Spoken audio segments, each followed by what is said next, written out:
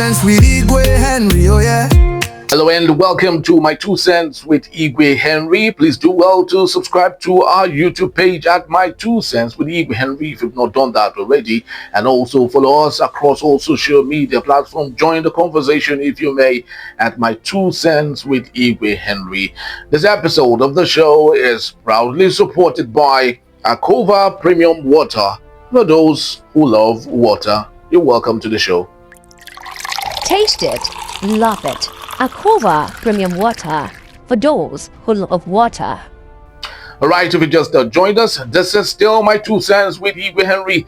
And in a bit, what we would watch is a very bizarre moment in the history of the beautiful game of football. Let's watch, and when we come back, let's have our 2 cents.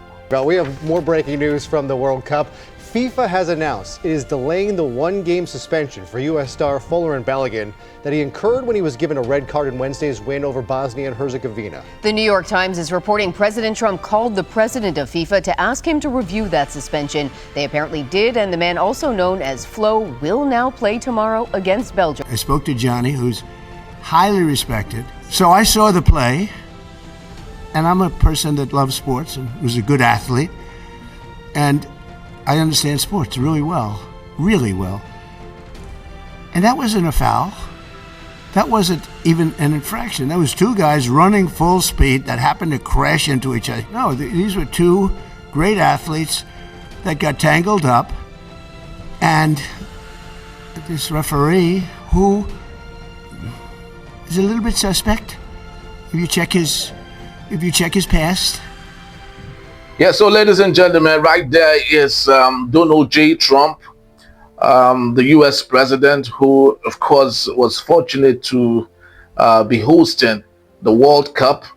And already what we are seeing is not so good for the beautiful game of football.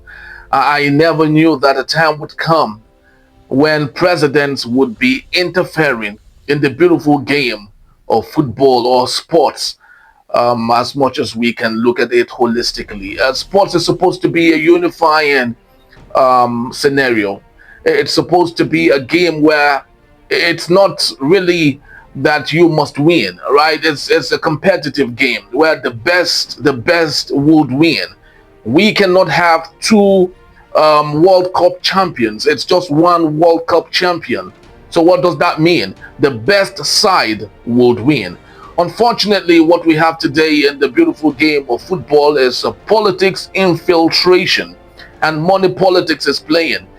How would we have imagined that President J. Trump would interfere in the beautiful game of football rules and regulations? Folarin Balogun was, of course, mated with some rules, some laid down rules that he had gone against, and one would have thought that that would not in any way be an issue of concern, really, for politics. But we can see how politics is infiltrating into the beautiful game. Now let's go historical for a bit so we would understand where, how and why this is bizarre. In 1904, May 21, 1904 was the day the Fédération Internationale Football Association was founded by 7 countries. And the reason why it was founded as a federation was because there was need for countries to play against one another. And the reason it was founded was such that the federation, which is FIFA, would have one rule.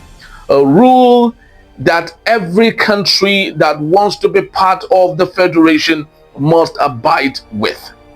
Before the formation of FIFA, every country that played the game of football, which originated in the UK, had their own rules and regulations.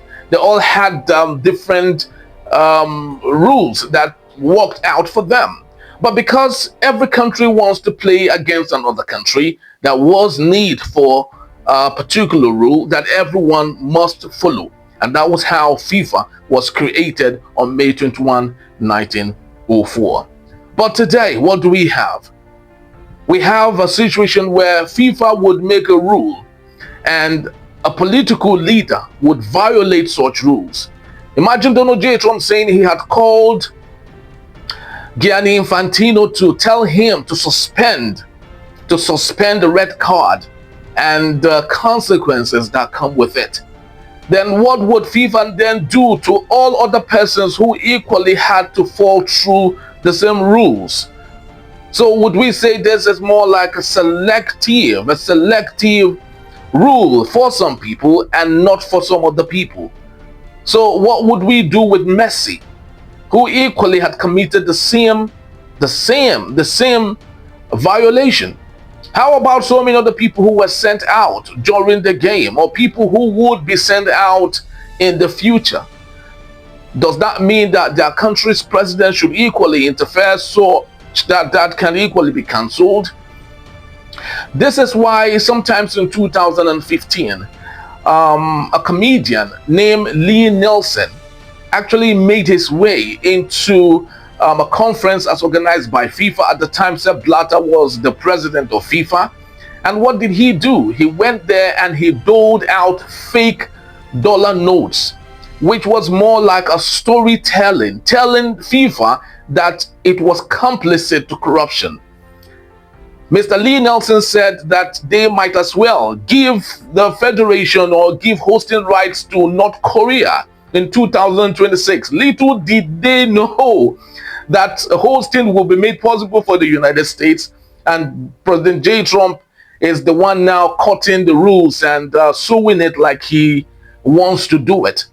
I would love to believe that the time would come, if eventually the United States makes it to the finals and maybe they lose out to the best team, we might see Donald J. Trump, who would equally say that the game was rigged, not in their favor. I do not know why this should be allowed in the beautiful game of football. I do not know why. This was the same mistakes that was made during the AFCON as hosted by Morocco. The same Gianni Infantino had wanted Morocco to win that championship, but of course he went to Senegal, and you could see it written all over him that he was not happy about it, and that was even reversed, and the championship was given back to Morocco. And I think this is not good for football. Let's enjoy football for what it is. The more we begin to have people interfere with the rules of football, then it waters the value that the football actually holds. This is my 2 cents with Igwe Henry, and I'll believe that you will do with it whatever that you wish for. And I would love to introduce my book in the course of this. This is called Nwa Boy, the Igbo Apprenticeship System, the success story of the Igbo man and how you can replicate it. Currently selling on seller.com. So get yourself a copy if you want to learn how you can scale your business and get it running and equally pass it down generations upon generations. Yes, get a copy of it, currently selling out right now. So I'll see you on another episode, and have yourself a splendid day. Bye-bye. My 2 cents with Igwe Henry, oh yeah. Through they drop like rain, no deny. From street to the top, we they testify. No sugar coat, we they talk, I'm a CD. My